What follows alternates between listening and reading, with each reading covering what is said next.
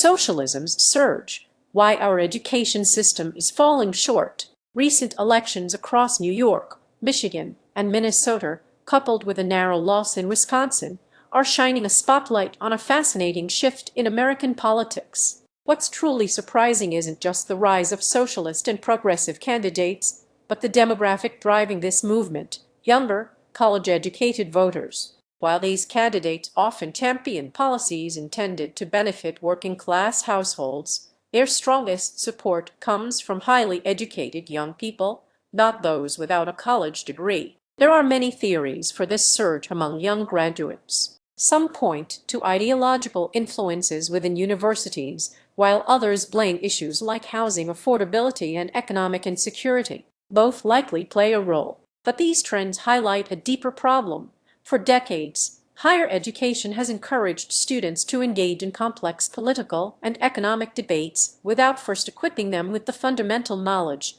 to truly evaluate them. Before deciding on capitalism or socialism, or voting to reform our systems, shouldn't we first understand how our systems actually work? One promising solution emerging is a renewed focus on civic education. New schools are dedicated to restoring the serious study of history, constitutional government, economics, and the traditions of self-governance in undergraduate studies. Their goal isn't just to produce academics, but to prepare graduates for lives of informed citizenship and responsible leadership. These students, regardless of their chosen career paths, will be equipped to help shape America's future. This movement reflects a larger question for higher education.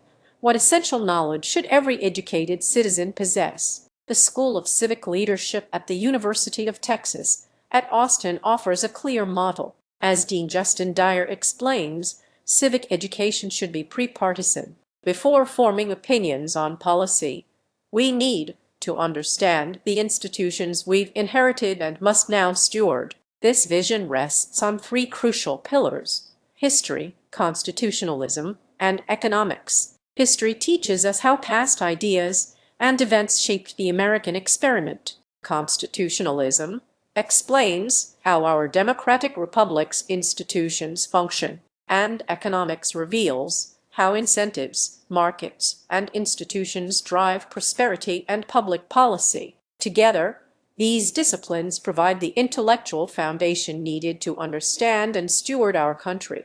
However, in practice, economics has often taken a backseat to history and constitutional government in civic education. Yet, at its best, economic reasoning offers a pre-partisan framework for analyzing public policy. It doesn't start with a predetermined outcome, but by examining costs, benefits, incentives, and unintended consequences. Economic analysis helps us answer two vital questions: causality, which policies achieve a desired outcome, and efficiency, how to achieve that outcome at the lowest cost. Crucially, when taught correctly, economics doesn't tell students who to vote for. Instead, it provides a common analytical framework to evaluate competing claims and understand trade-offs. This shared framework, not political agreement, makes economics uniquely suited for pre-partisan civic education. Despite its importance, economics has often been less prominent in civic education.